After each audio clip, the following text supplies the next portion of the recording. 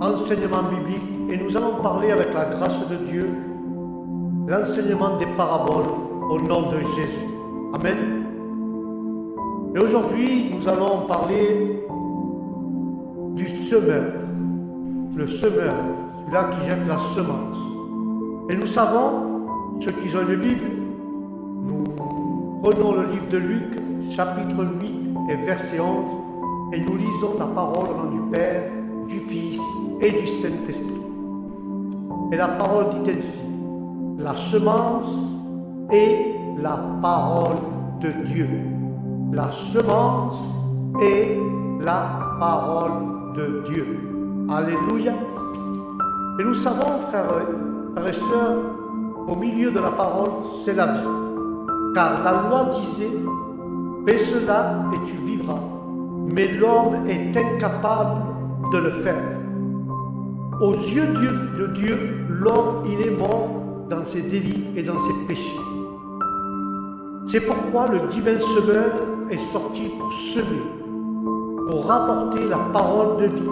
Et cette parole seule qui peut nous générer, il peut nous engendrer. Et une fois qu'elle nous régénère et elle est engendrée en nous, elle produit la nouvelle naissance et nous communique la nature divine de Dieu. Alléluia. C'est pour ça que nous trouvons la parabole du semeur dans le chapitre de Matthieu 13, Marc 4 et Luc 8.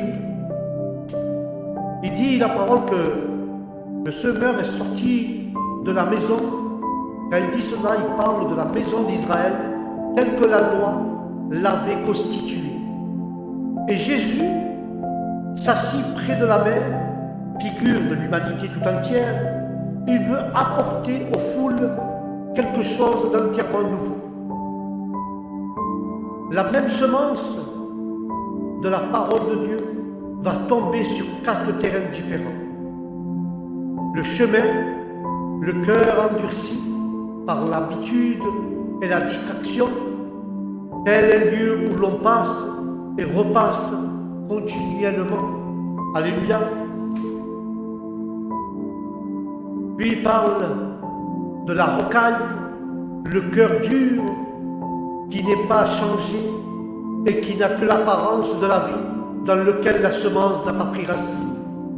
Les épines, le cœur non débarrassé ou la mauvaise herbe, montrant, étouffant la bonne semence. La bonne terre, le cœur travaillé par Dieu, mais dans lequel il y a du fruit.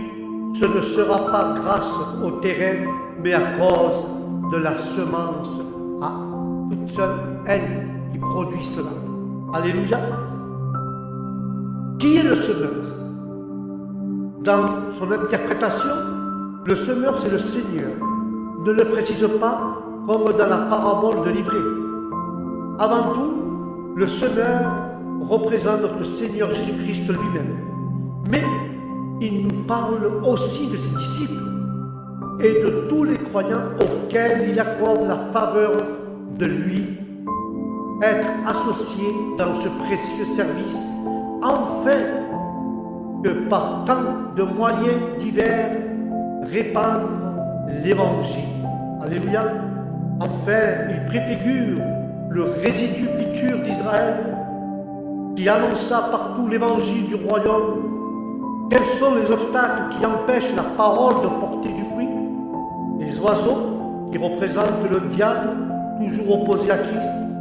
La rocaille, figure de la chair qui convoite contre l'esprit.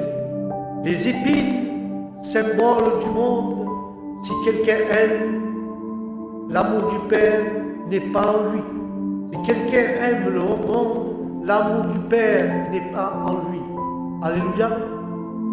Les oiseaux. Quand nous parlons des oiseaux que Dieu réprimande, Satan vient aussitôt ravir comme les oiseaux, ravir la parole semée dans nos cœurs, et c'est une action rapide du méchant qui profite de l'endurcissement du cœur pour effacer toute trace de la parole de Dieu. La parole que nous avons étendue. Comment le cœur s'est-il endurci? Est-ce que pour des enfants de chrétiens, en particulier du fait de l'habitude prise d'entendre la parole sans y prendre garde, car aujourd'hui, si vous entendez sa voix, n'endurcissez pas vos cœurs, ce qui a lieu chaque fois un peu plus et chaque jour. Quand nous parlons, ça pour les oiseaux, et quand nous parlons de la rocaille, le chemin est dur en surface. La rocaille même, si quelqu'un ou si quelque terre est y mêlée, des sentiments ou un intérêt religieux est dur intérieurement, et le cœur naturel, en parlant de la chair, ils n'ont pas de racines en eux-mêmes. Déclare le Seigneur, la parole a été reçue avec joie, mais il y a de l'enthousiasme, de l'influence et une ambiance, mais ce n'est qu'une apparence superficielle précaire. Ils ne sont pas ou ils ne sont que pour un temps. Chacun est manifesté par l'épreuve, mais tous ne sont bien pas manifestés fidèles. Vient le soleil de la tribulation ou la persécution, ou celui de la tentation, et ceux qui n'avaient été qu'influencés sont aussitôt scandalisés et se retirent. N'est-ce pas un cas trop fréquent parmi nous, frères et sœurs? Tel a déclaré avec joie appartenir au Seigneur, il faut exercer divers et quelques tribulations au propre, et la pitié s'est évanouie comme la rosée du matin. Alléluia. Voilà ce que produit la rocaille. Nous allons voir ce que produit les épines. Le terrain est meilleur que la rocaille. Il a pu être travaillé et pour un moment porter quelques espoirs. Mais il est encombré. De quoi? Vous allez me dire de quoi est-il encombré? Un seul trait de la parole. Les épines sont interprétées par le Seigneur Jésus de 4 manières différentes. Les soucis, la tromperie, les richesses et la convoitise, frères et sœurs. Et nous voyons qu'à l'égard des autres choses, la volupté de la vie, ses pièges semblent aller par paire. Celui qui se fait beaucoup de soucis pour les choses de la vie. Que mangerons-nous? Que boirons-nous? De quoi serons-nous vêtus? Court le même danger que celui qui est ébloui par l'abondance de ses richesses. De même, celui qui convoitise ce qu'il ne possède pas est tout aussi exposé qu'un autre, qui s'enlise dans les voluptés et les plaisirs de la vie. Chez les uns et les autres, si ces choses entrent, ils étoufferont la parole de Dieu. Alléluia. C'est pour ça, frères et sœurs, que les oiseaux ont tout fait de ravir la parole et de semer dans la rocaille un peu de racines, et les tiges trop actives ont bien vite séché. Mais le soleil s'est levé et les épines agissent lentement. Ce n'est pas un jour qui disparaît la petite plante, ce n'est pas un seul jour qu'elle va disparaître. Une longue lutte s'engage, lente, inoxydable. Si rien n'intervient pour ôter la mauvaise herbe, le jeune épi, affaibli, étiolé, manquant d'air et de lumière, meurt étouffé.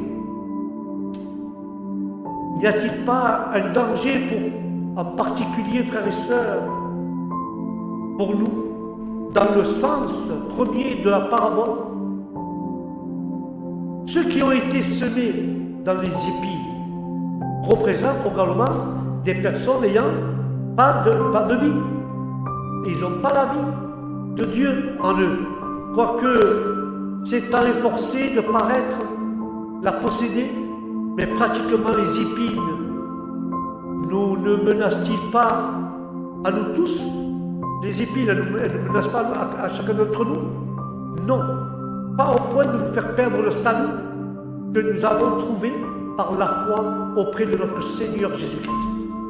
Mais pour nous endormir et nous empêcher de porter du fruit. Ne sont-ils pas justement où les soucis, ou les plaisirs, ou les convoitises qui lentement, progressivement s'infiltrent dans le cœur et enlèvent le goût de la parole et des réunions autour du Seigneur, et petit à petit nous éloignons de lui? Alors tu m'as posé la question, que faire? La parole est un marteau qui brise le roc, frères et sœurs. Et dans le cas de la rocaille, et elle seule qui pourra quand même opérer, ameublant le sol, mettant en pièces le moi. Le moi. Elle est aussi un feu qui peut brûler et amener à juger selon Dieu tout ce qui étouffe le bon grain, en rejetant sur lui tout votre souci, car il a soin de vous.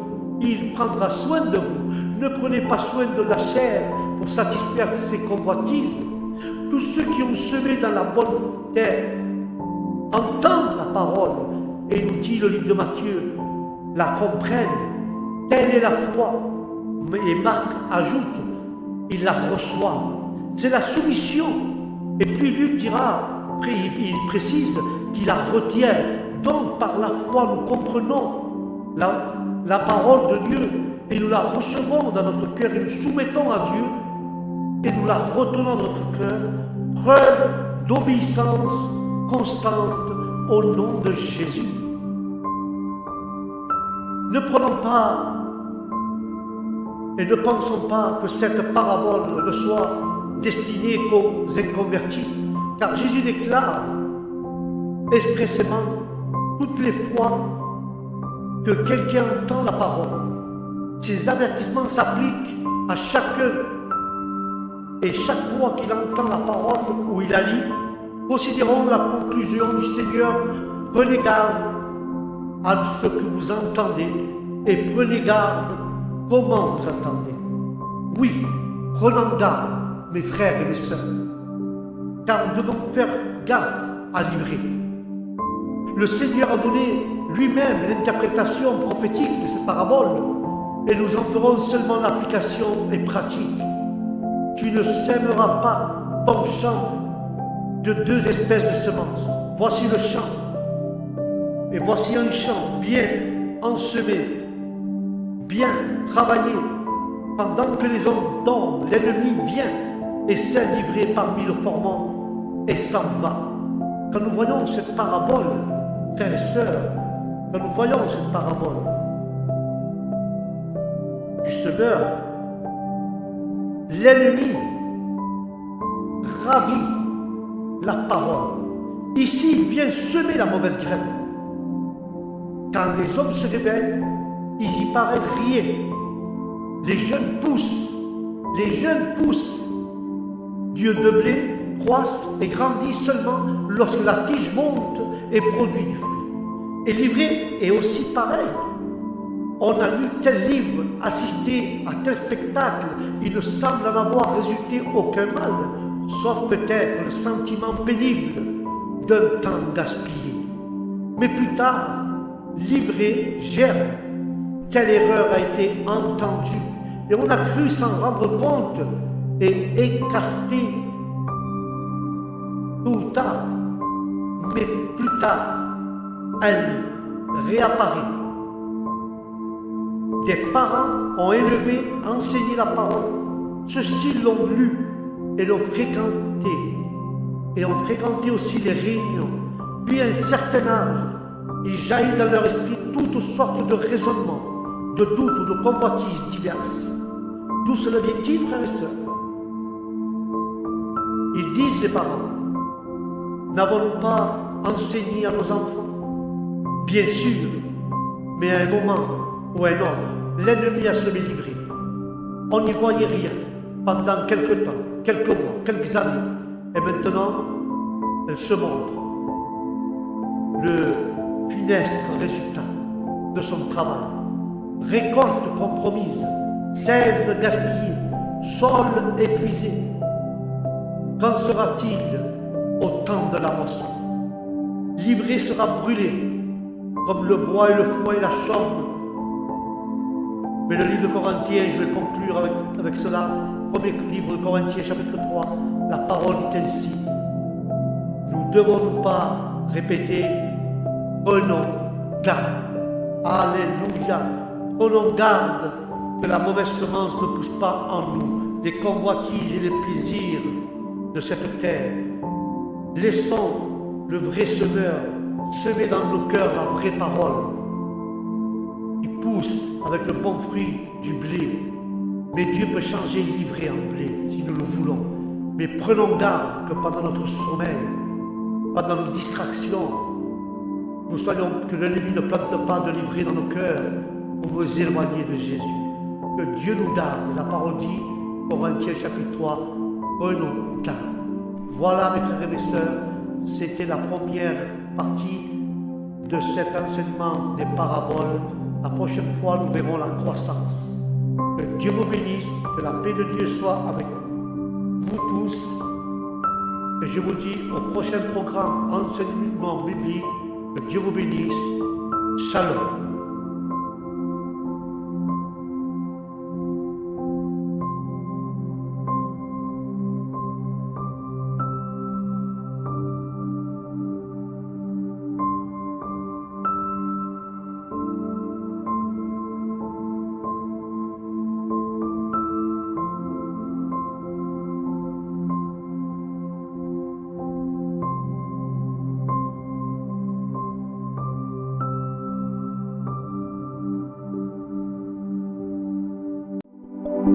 Thank you.